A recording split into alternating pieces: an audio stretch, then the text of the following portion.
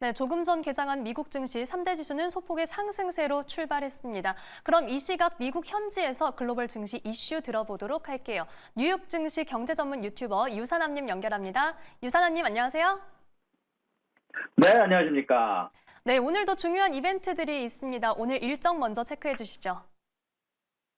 네, 일단 오늘 같은 경우는 이미 미국의 잭슨홀 심포지움이 시작을 했습니다. 물론 이 파월의 연설 자체는 내일 나오게 되게 되지만 그 전에 앞서서 여러 미팅들이 현재 진행 중인 게 사실이다라고 말씀드릴 수 있을 것 같고요. 그러고 나서 오늘 이미 발표된 지표가 나왔습니다. 실업수당 청건수가 나왔는데 신규 실업수당 청건수는 예상대로, 연속 실업수당 청건수는 예상보다 소폭하여야지만 전달보다는 높은 수치가 나왔습니다. 그리고 약 한 1분 정도가 지난 뒤에는 구매 관리자 지수가 나오게 될 텐데요. 제조업과 서비스업 관련해서 얼마만큼의 사람들이 고용이 됐는지 현재 그쪽에 대한 섹터들이 강세인지 약세인지 알려주는 지표다 보니까 볼 필요가 있다고 생각이 들고요. 그러고 난 이후에 약 15분 정도 뒤에는 기존 주택 판매 지수가 나오게 되게 됩니다. 그러고 나서는 마지막으로 연준의 대차 대조표와 발표와 그리고 인플레이션 연동치에 대한 국채 입찰이 발표가 될 예정입니다. 네, 결국은 시장이 계속해서 주시해왔던 잭슨홀 미팅이 이제 시작이 될 거고 오늘 저희 방송 시작 전에 실업수당 청구 건수 나온 내용까지 짚어주셨습니다. 자, 그리고 간밤에는 또 고용지표 관련된 다른 내용이 나왔잖아요. 이 고용지표 수정치 나온 내용 전해주시죠. 그렇습니다. 미국 노동통계국 같은 경우는 어저께 10시 30분경 현지 시각 기준으로 지난 1년간의 비농업 고용에 대한 수정치를 발표를 했는데요. 작년 4월부터 올해 3월까지 12개월 동안 비농업 고용은 예상됐던 것보다 원래 발표했던 것보다 81만 8천 개가 적은 것으로 하향 조정됐습니다. 사실 이 수치 자체는 2009년 이후 가장 커다란 수정이다라고 얘기를 하는데 지난 1년간 여태까지 포스팅이 됐던 것처럼 290만 개의 일자리가 아닌 210만 개만 일자리가 생긴 거다라고 생각하시면 되는데 원래 여태까지 발표대로라면 한 달에 약 24만 6천 개씩 일자리가 증가한 것으로 보이는데 약 17만 8천 개로 하향 조정이 됐다라고 생각하시면 됩니다. 다만 이런 지표 발표에도 생각보다 시장의 움직임은 크지는 않았는데요. 채권 시장에서 50bp의 인하가 어느 정도 반영이 되기는 했지만 일단은 제가 생각했을 때는 조금 50bp 인하는 조금 불가능하다라고 생각이 되는 부분 먼저 말씀을 드리고요. 그러고 난 이후에 왜 이렇게 반응을 하지 않았는가에 대해서 제 의견을 조금 몇 가지를 얘기를 해드리자면 일단 이번에 나온 데이터는 지난 3월까지에 대한 데이터 수정입니다. 그리고 나서 이 데이터 수정치에 대해서 이미 시장의 컨센서스가 존재했던 상황인데 골드만삭스의 컨센서스를 기준으로 생각하면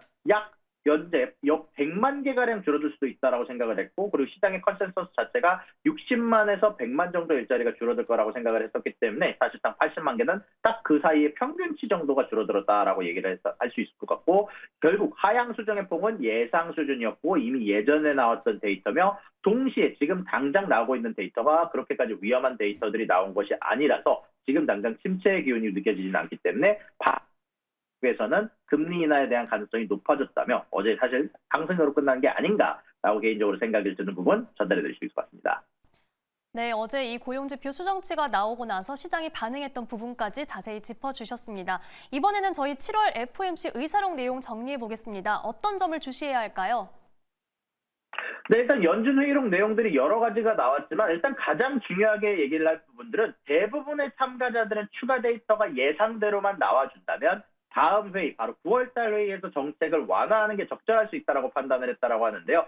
여기에다가 일부 참가자들은 동시에 최근 인플레이션의 진전이 있었고 실업률의 상승이 있었기 때문에 7월 회의에서 25bp 금리 인하를 지지를 할 수 있었다라고 언급을 하기도 했다는 부분을 봤을 때 결국 거의 9월 인하는 확정되지 않았나라고 생각하는 지표가 나왔다고 생각하시면 좋을 것 같고요. 그리고 이것뿐만이 아니라 최근에 지속적으로 침체 위험이 조금씩 높아지고 있다는 점 그리고 현재 지금 당장의 고용에 대한 리스크가 인플레이션에 대한 리스크보다 지속적으로 상승세에 있다는 점이 조금 우려를 하긴 했으나 지금 당장 현재 침체에 있지는 않다. 동시에 2% 인플레이션 목표를 향해 지속적으로 이동하고 있다라고 모든 연준 위원들이 자신감을 표명했다는 소식이 전달이 되기도 했습니다. 네, 결국 이 의사록에서는 금리 인하에 대한 조금 확신을 얻을 수 있는 부분이었습니다. 자, 마지막으로 이번에는 AI 시장으로 가볼게요. 스노우플레이크가 실적을 발표했는데 현재 주가는 조금 좋은 흐름을 보이지 못하고 있네요. 네, 맞습니다. 현재 주가가 빠른 속도로 급락하고 있다는 소식이 전달이 되고 있는데요. 현재 스노우플레이크 같은 경우는 매출과 EPS에서 정말 좋은 성적을 냈고 여기에다가 자사주 매입 프로그램에 추가적으로 2.5빌리언 달러를 승인을 했다는 소식이 전달이 되긴 했지만 가장 커다란 문제는 가이던스였습니다. 가이던스를 상향 조정을 하긴 했으나 현재 인베스팅닷컴 기준으로의 컨센서스였던 888.85밀리언 달러보다 적은 850에서 855밀리언 달러를 제시를 하게 되면서 시장에서는 실망 매물들이 지속적으로 쏟아지기 시작을 했는데요. 일단 그럼에도 불구하고 CEO의 코멘트는 현재 스노우플레이크가 강력한 분기를 기록하면서 2분기에 제품 매출 가이던스 상승을 초과했으면서 동시에 제품 매출 가이던스 상향 조정했다 하면서 현재 여러 코멘트를 통해서 이번 어닝이 굉장히 좋았다라고 얘기를 하면서 동시에 앞으로 AI 관련돼서 초기일 뿐이고 앞으로 추가적인 더 성장을 이룰 것이다 라고 언급을 하게 됐는데 현재 여러 플랫폼 쪽의 조사를 통해서 보시게 됐을 경우 현재 AI 쪽에서의 매출이 특히 생각보다 지지부진한 점, 아직까지는 AI를 통한 추가 매출을 올리기에는 아직까지는 좀 이르다라는 점이 아무래도 투자 심리를 자극하지 않았나 하는 의견이 나오기도 했었습니다.